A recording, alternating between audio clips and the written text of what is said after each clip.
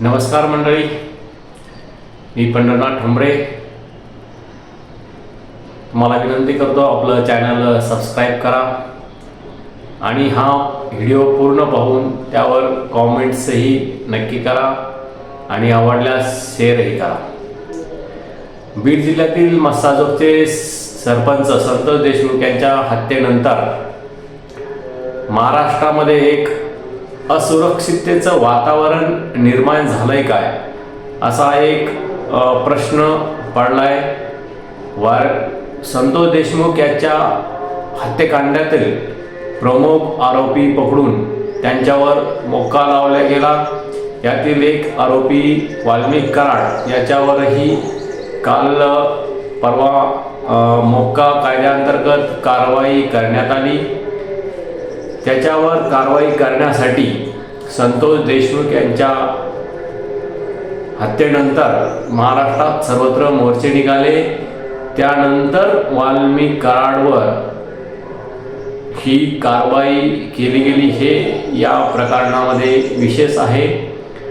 आणि दुसरे म्हणजे आता वाल्मिक कराडला देव माणूस सांगत त्याच्या समर्थकांनी बीड आणि परळी बरोबरच महाराष्ट्राचं वातावरण तापवण्याचं काम सुरू केलं आहे. अनेक भागात आंदोलने करून त्यांनी आक्रमक अशी भूमिका घेत वाल्मिक कराड याला सोडवण्यात यावे अशी मागणी करून, वाल्मिक कराड हा देवमाणूस आहे आणि तो निर्दोष आहे, त्याच्यावर कोणत्याही प्रकारची कारवाई केली जाऊ नये, त्याच्यावर दबावात कारवाई केली असं या समर्थकांचं म्हणणं आहे. आणि अनेक समर्थकांनी अंगावर रॉकेल टाकून पेट्रोल घेण्याचा प्रयत्न केला. अनेकांनी परळी शहर बंद पाडलं. या सर्व प्रकरणामध्ये महाराष्ट्राचे पोलीस यंत्रणा झोपली काय, असा एक प्रश्न निर्माण होतोय. गुंडाला समर्थन देणारे लोक रस्त्यात उतरतात, त्यांच्यावर समर्थकांना सह आरोपी करून या लोकांवर कारवाई का होत नाही, असा एक प्रश्न उपस्थित होतो. आजचीच एक मुंबईमधील एक घटना आहे. अभिनेता सैफ अली खान याच्याही घरामध्ये शिरून, एक सुरक्षित ठिकाण असताना मुंबई येथील त्याच्या घरात शिरून सैफ अली खानला 6 वार या अभिनेत्याच्या अंगावर करण्यात आले आणि हा अभिनेता जखमी झाला. आणि इतरही महाराष्ट्रामध्ये असे प्रकरण घडत आहे. त्यामुळे एकंदरीत महाराष्ट्र हा असुरक्षित आहे का, असा प्रश्नही काही अभिनेत्यांनी प्रतिक्रिया देऊन सोशल मीडियाच्या माध्यमातून महाराष्ट्रातील असुरक्षिततेच्या प्रश्नावर बोट ठेवले आहे. त्यामुळे पोलीस यंत्रणा झोपली काय, गृह खातं नेमकी करतंय काय, असा एक सवाल उपस्थित होतो. गृहमंत्री देवेंद्र फडणवीस यांनी या संदर्भात योग्य पावले उचलून महाराष्ट्रातील वातावरण सुरक्षित कसे राहील यासाठी प्रयत्न करणं आवश्यक आहे. देवेंद्र फडणवीस यांनी गृह खाते स्वतःकडे ठेवून एक मोठी चूक केली असल्याचं माझं स्पष्ट मत आहे. त्यांनी एखाद्या दबंग नेत्याकडे हे खातं द्यायला पाहिजे, तेव्हाच महाराष्ट्रातील जी पोलीस यंत्रणा आहे ती सक्रिय होईल.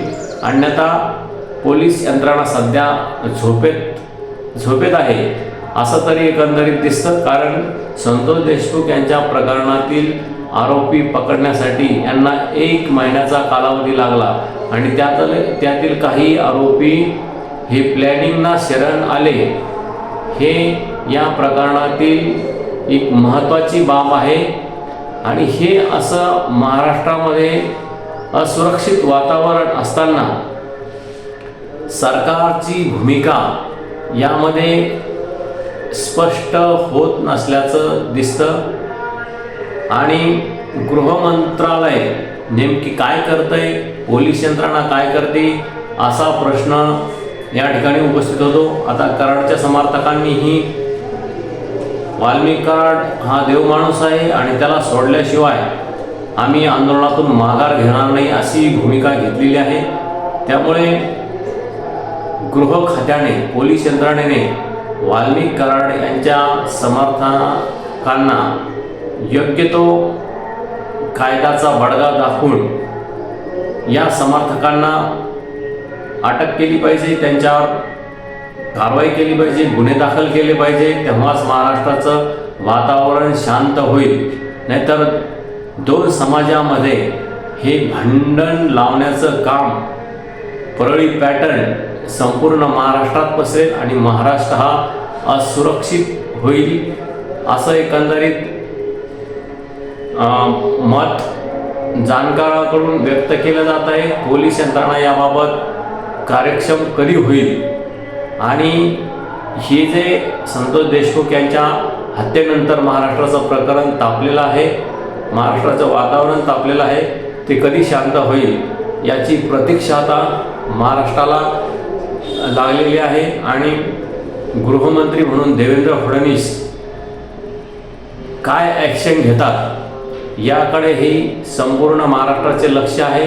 त्यांनी पोलीस यंत्रणेला कामाला लावले का आणि ते कधी लावणार आहे याची काही योग्य ते पावलं उचलले का, काही उपाययोजना करतायत का, या संदर्भात अद्याप तरीही काहीही तपशील समोर आलेला नाही. त्यामुळे ह्या गुंड प्रवृत्तीच्या लोकांना गृह मंत्रालयाने, पोलीस यंत्रणेने रान मोकळे करून ठेवले काय असा एक सवाल उपस्थित होतो. आणि या प्रकरणामध्ये सरकार गांभीर्याने नाही असाही एक आरोप, गंभीर आरोप सर्वसामान्य व्यक्तीकडून उपस्थित केला जात आहे. जर अशा लोकप्रतिनिधीवर आणि मोठमोठ्या अभिनेत्यावर, उद्योजकावर असे हल्ले होत असेल तर सर्वसामान्याची यामध्ये काय सुरक्षितता आहे हा एक प्रश्न निर्माण होतो. त्यांच्याकडे कोणी लक्ष देण्यासाठी पोलिसांना, गृह खात्याला वेळ नाही, तर सर्वसामान्यांची काय बाब आहे यामध्ये. आणि ही जर अशीच घटना होत असेल तर पोलीस यंत्रणा नेमकी काय करते आणि गृह खातं नेमकी महाराष्ट्रामध्ये कशासाठी आहे हाही एक सवाल सर्वसामान्यांना पडतो. तुम्ही तुमची प्रतिक्रिया या संदर्भात कळवा आणि गृह खातं आणि पोलीस यंत्रणा महाराष्ट्रातली झोपली का सोयीस्कर झोपेचं सोंग घेते हे नक्कीच आपल्या कॉमेंट्समधून कळवा. आणि राज्याचे गृहमंत्री देवेंद्र फडणवीस यांनी या महाराष्ट्र सुरक्षित व्हावा यासाठी यापुढे पोलीस यंत्रणाला कशा प्रकारे कामाला लावायला पाहिजे आणि काय उपाययोजना करायला पाहिजे या संदर्भात तुमची कॉमेंट्स नक्की कळवा. अन्यथा गृह खात्याचा कारभार एखाद्या सक्षम अशा व्यक्तीकडे देऊन ही पोलीस यंत्रणेची सिस्टीम एक कार्यक्षम यंत्रणा असावी, तेव्हाच महाराष्ट्र हा सुरक्षित होईल असं माझं स्पष्ट मत आहे. आणि तुमच्याही प्रतिक्रिया यावर नक्की कळवा. धन्यवाद. थांबतो.